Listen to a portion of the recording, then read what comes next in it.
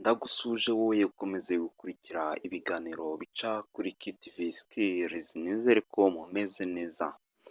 Muri aka kanya tugiye kurebera hamwe urutonde rw'abagore cyangwa se abakinnyi batanu ba football bafite abafasha beza kurusha abandi muri gihugu cyacu cy'u Rwanda.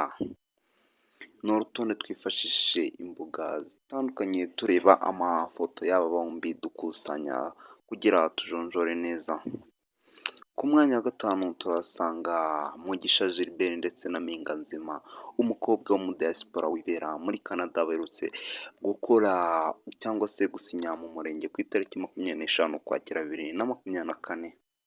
Icyo wamenya kuri Mugisha Gilbert ni rutahizamu w'ikipe y'igihugu y'u Rwanda Amavubi ndetse akaba akinira ikipe ya APR yakiniye avuye mu ikipe ya Rayon Sport, ubu akaba ari umukinnyi umeze neza cyane.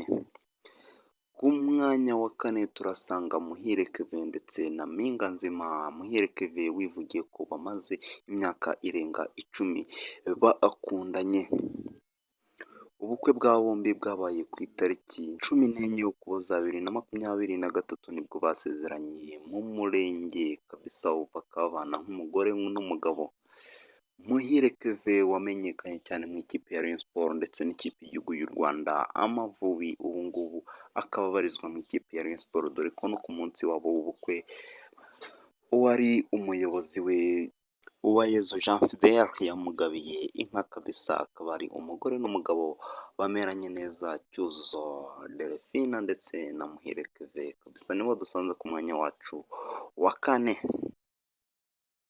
Twihuta tujya ku mwanya wacu wa gatatu turasanga Byiringiro Rag ndetse na Uwase Kelly bakundanye guhera 2018 bakora ubukwe 2021. Byiringiro Rag wamenyekanye cyane mu ikipe ya APR aho yayigiyemo avuye mu ikipe ya Intare FC. Uwase Kelly basezeranye 2021 yari afite imyaka 21. Byiringiro Rag nawe umugore amurusha umwaka umwe, afite 22, kuri ubu afite 24, umugore afite 25, bafitanye n'akana keza cyane kabisa, urabona hano bari ku mazi. Ku mwanya wacu wa kabiri turasanga Kimenyi Yves ndetse na Muyango Claudine Uwase, Miss Muyango kabisa, umugore nawe udasiba kugarukwaho ku mbuga nkoranyambaga.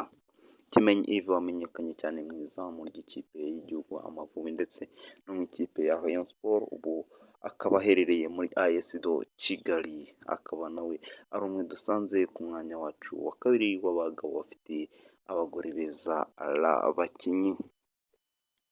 Ku mwanya wacu wa mbere muhaguruke mwakire umuntu uri ku mwanya wacu wa mbere, mwanza no gukora subscribe, bamwita Mukunzi Yannick ndetse na Iribagiza Jolly kabisa. Jolly abona ko ari imwe muri couple zigarukaho n'abantu benshi uko bwije n'uko bukeye, haba umugabo ndetse n'umukobwa bose ni beza kabisa, bahuye bose bakubiye.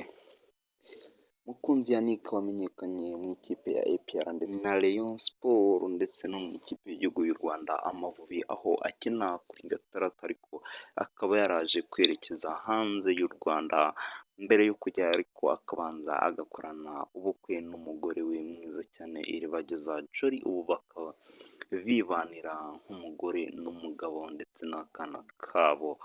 Nshimira witwa Banye.